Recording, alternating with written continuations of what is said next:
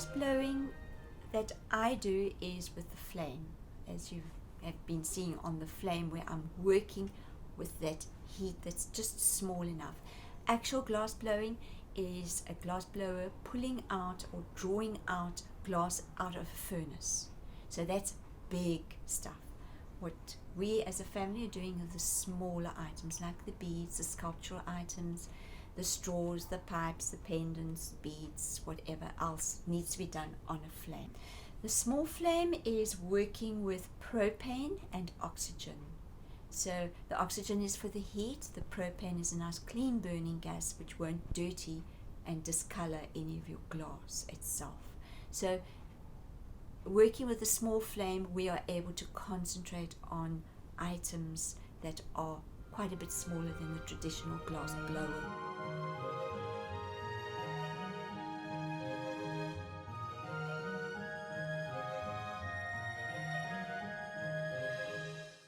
The glass straw movement started by my husband and I turning vegan about 2 years ago, and at the same time I got an inquiry for glass straws, which I thought was like, hey, this is quite cool, like, you know, it's eco-friendly, it's functional, and it works well with like what we're trying to, you know, get in our lives by being vegan. So, you know, going more eco-friendly and just preserving like the planet.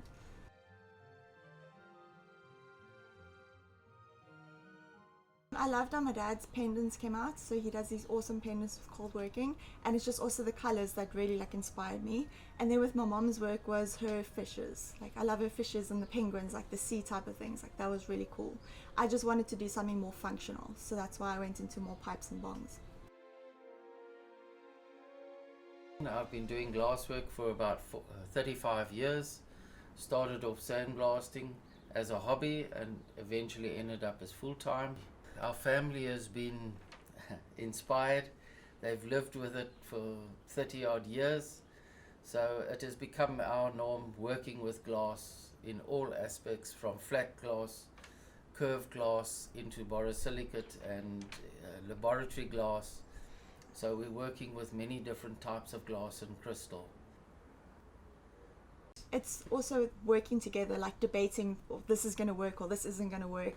And yeah, we've really worked well together, all three of us, because we're all so different. So it actually, like, yeah, we gel together nicely in that sense. And I can always go ask my parents, you know, for advice if I'm not sure, or they bounce things off me, and like, we just work well together in that way. And I think that's what's brought us together. Yeah.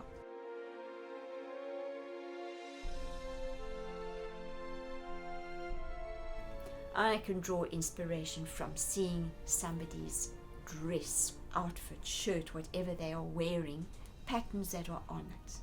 I'll very often see a shirt and I'll quickly draw, I take out my notebook and pencil and quickly draw that little pattern, because I know I can adapt that pattern to something in my glass. A lot of those patterns I will do for my pendants and the kiln work.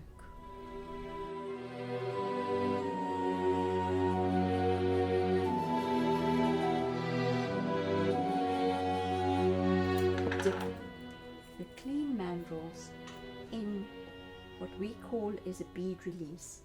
It's a product of graphite powder, kaolin powder and bentonite and water, and all I do is dip in, turn, and they're ready and prepared to take the hot glass when I apply the glass to the mandrels. I'm going to make one of my favorite little things. That's our penguin. I love making him or her. Okay. I've put my glass colors that I need, the black, the white, and the color stringers that will be used for my penguin.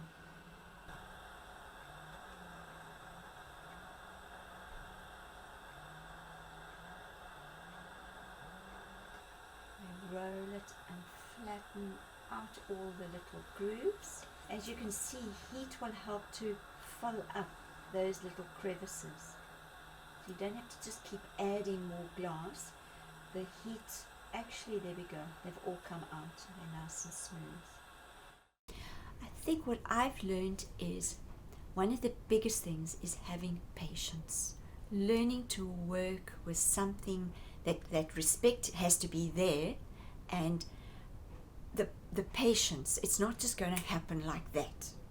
It takes a long time before you've learned, okay, if I hold my glass at this particular angle, I'm going to get what I want because I've learned to work with the glass. Okay, and that comes with time, with patience.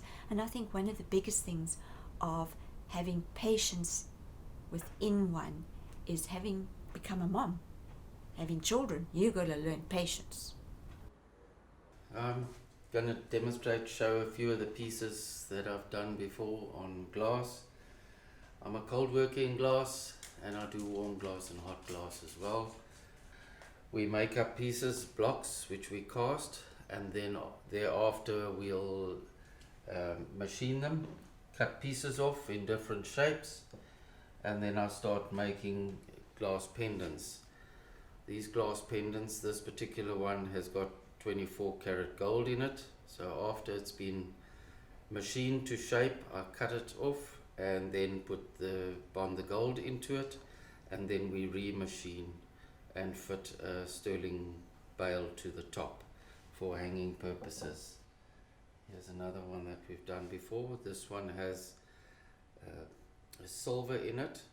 It's a fine silver because your sterling silver can corrode or give off a dirty color after a while.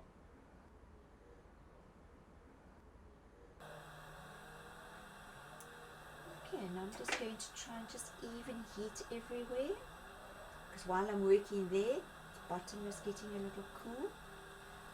I'm happy with my penguin. Isn't he beautiful? There we go. Okay, I'm going to switch off. And there we go. He's a cutie.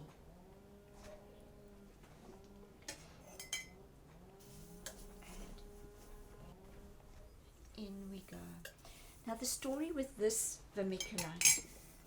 In my slow cooker stays warm the whole day, but tomorrow morning they are cold. But what I do is I will have a collection of a whole lot of cold beads, and that is when I will put them into the annealer. The annealer will anneal the glass back to its molecular structure that it was made in the factory.